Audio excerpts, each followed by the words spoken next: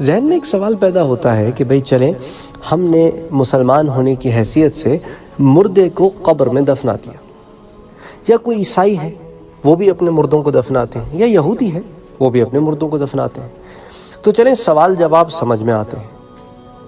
لیکن ایسے بھی کچھ مسلمان ہیں جو قبر میں دفنائے نہیں جاتے۔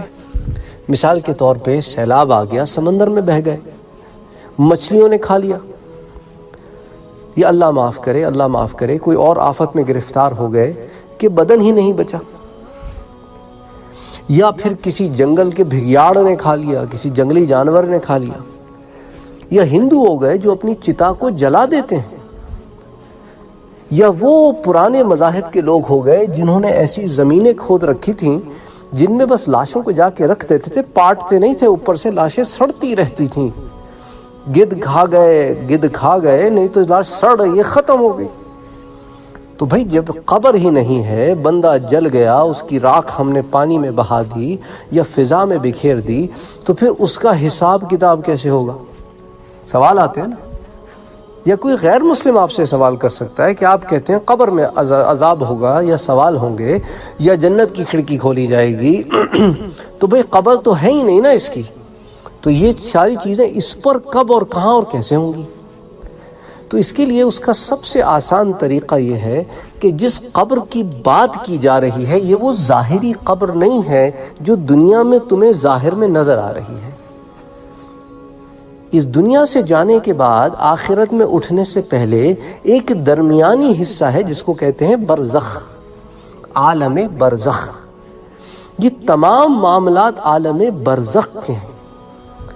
چاہے تم چتا کو جلا دو، اس کی راکھ کو پانی میں بہا دو، چاہے فضاؤں میں بکھیر دو، چاہے کوئی مچھلی کھا لے یا جنگل کے بھگیاڑ کھا لے، چاہے اس قبر میں ہو، چاہے کسی کے پیٹ میں ہو، کہیں ہو، اس شخص کے ساتھ عالم برزخ میں سوال جواب بھی ہوتے ہیں، عالم برزخ میں سزا و جزا کے فیصلے بھی ہوتے ہیں، جنت کی کھڑکی بھی کھولی جاتی ہے۔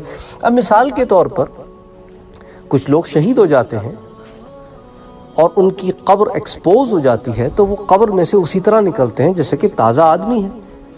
اگر تو واقعتاً وہاں کوئی جنت کی کھڑکی کھولی جاتی ہے تو پھر سب کو کوئی کھڑکی کھلی ہوئی نظر آنی چاہیے، یا کوئی جہنم کی کھڑکی کھلی ہوئی نظر آنی چاہیے جس کو عذاب ہو رہا ہے۔ لیکن ایسے معاملات نہیں دیکھے جاتے کیونکہ وہ اس دنیا کے معاملات ہی نہیں ہیں، وہ عالم برزخ کے معاملات ہیں۔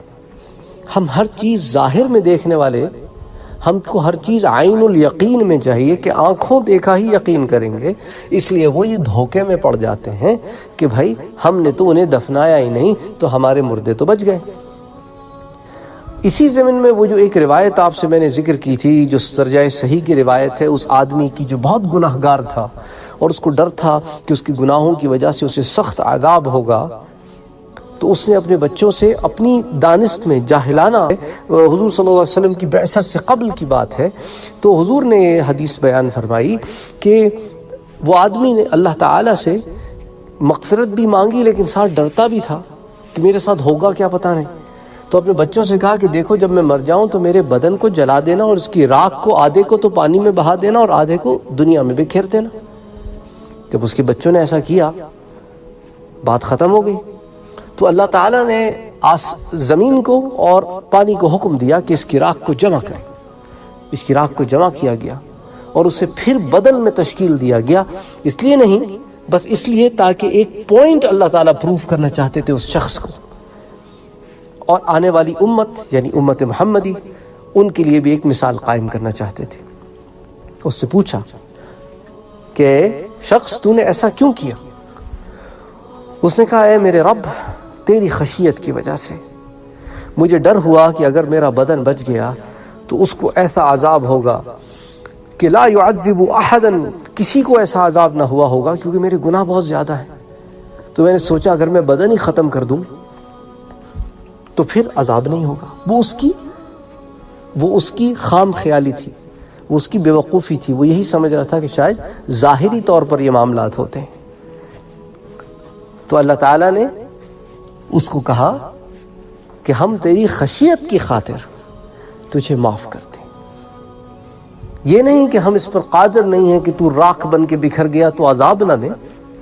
ہم تو قادر ہیں، پر چونکہ تو ہم سے ڈرا، تیرے دل میں خشیت تھی اور تو تائب ہوا، توبہ کی، تجھے ندامت تھی، تو نادم ہوا، اس لیے ہم تجھے معاف کرتے ہیں. تو یہ میرے رب کی رحمت ہے. اس لیے تو وہ کہتا ہے قرآن میں کہ میرے بندو لا تقنطوا من رحمت اللہ، دیکھو میری رحمت سے نا امید نہ ہونا میرے بندو. اور اے میرے پاک نبی ان سے کہہ دیں یہ اگر بہت سارے گناہ بھی کرنے تو آ جائیں میرے پاس، معافی مانگ کے تو دیکھیں، میں تو سارے گناہ معاف کر دوں گا، سارے کے سارے جميعا. آؤ تو صحیح.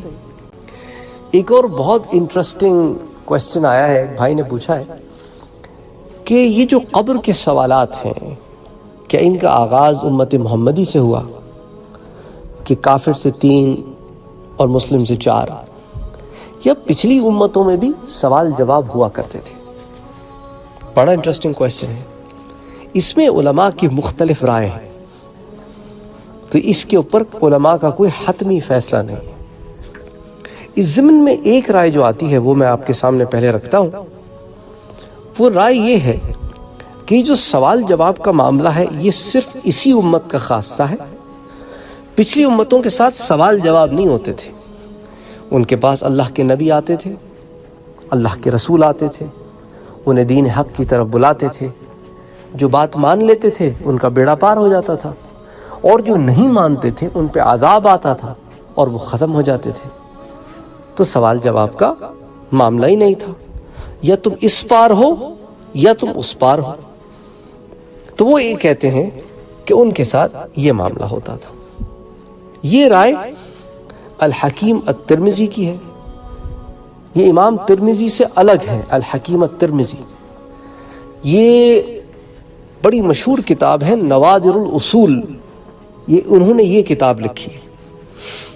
ان کا زمانہ امام ترمذی کے زمانے سے زیادہ پرانا نہیں ہے، یہ قریب آس پاس ایک ہی زمانے کے لوگ ہیں، لیکن یہ الحکیم الترمذی ہیں. یہ تو ذرا یہ آپ واضح رہے، کتابوں میں جہاں الحکیم الترمذی آئے وہ الگ ہیں اور امام ترمذی الگ ہیں. تو یہ ان کی رائے ہے. اور بھی کچھ علماء کی رائے ہے. اچھا، ایک رائے اس میں یہ ہے کہ ہم اس بارے میں کوئی ڈیفینیٹ آنسر نہیں دے سکتے، کوئی پکا جواب نہیں دے سکتے. ہمیں علم نہیں ہے کہ کیا معاملہ ہوتا تھا پہلے. تو ابن عبد البر کی یہ رائے ہے، جسے وہ التمہید نامی ایک کتاب ہے اس میں اس رائے کا اظہار کرتے ہیں.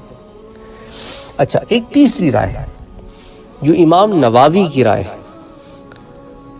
وہ کہتے ہیں کہ یہ 2 فرشتے منکر نکیر کا آنا اور قبر کا عذاب ہونا یہ ظاہری قبر سے متعلق نہیں ہے. وہ برزخی قبر ہے، وہ پہلے بھی تھی، آج بھی ہے، ہمیشہ رہے گی. وہیں سوال جواب ہوتے ہیں، وہیں جزا سزا ہوتی ہے، وہیں عذاب ہوتا ہے. چاہے مچھلی کھا لے، چاہے بھگڑیاڑ کھا لے، چاہے کوئی چیز ختم کر دے، آگ جلا دے، پانی میں مل جاؤ، کچھ ہو جائے، وہ برزخ کا معاملہ ہے. تو امام نووی جو شارح صحیح مسلم ہے، انہوں نے صحیح مسلم کی شرح لکھی ہے. یعنی اگر آپ کو حدیث سے شغف ہو تو امام نووی کا نام تو آپ نے سنا ہی ہوگا. یہ ان کی رائے ہے. امام سیوطی جو ہے وہ بھی اس ضمن میں لکھتے ہیں کہ ایسا آدمی جو دفنایا نہ گیا ہو یا کہیں چڑھا دیا گیا ہو، جیسا صلیب پہ چڑھا دیا گیا ہو کہ اس کو آ کے چیل کوے کھاتے پھریں، اس کو بھی عذاب ہوتا ہے یا اس سے بھی سوال جواب ہوتا ہے. تمہیں نظر نہیں آتا کیونکہ تم ظاہر کو دیکھتے ہو، لیکن انسان اور جنات کے علاوہ یہ سب پہ ظاہر ہوتا ہے. جیسا کہ اس حدیث شریف میں بھی آتا ہے کہ جب عذاب ہوتا ہے مردے کو، جب کافر کو عذاب ہوتا ہے اور اس کو ایک گرز پڑتا ہے، جیسا کہ میں نے آپ سے کافر کے سوالات کے ضمن میں بھی بیان کیا تھا، تو اس کی جو چیخیں ہوتی ہیں وہ انسان اور جنوں کے علاوہ سب سنتے ہیں. تو یہ جو ہے امام سیوطی کی اس رائے کا اظہار جو ہے، انہوں نے ابیات التثبیت میں کیا ہے، یہ ان کی مشہور ایک نظم ہے، اس میں انہوں نے اس بارے میں اس خیال کا اظہار کیا ہے۔ بہرحال یہ چند ایک رائے ہیں جو عام طور پہ علماء جو ہیں اس ضمن میں استعمال کرتے ہیں۔ واللہ اعلم بالصواب۔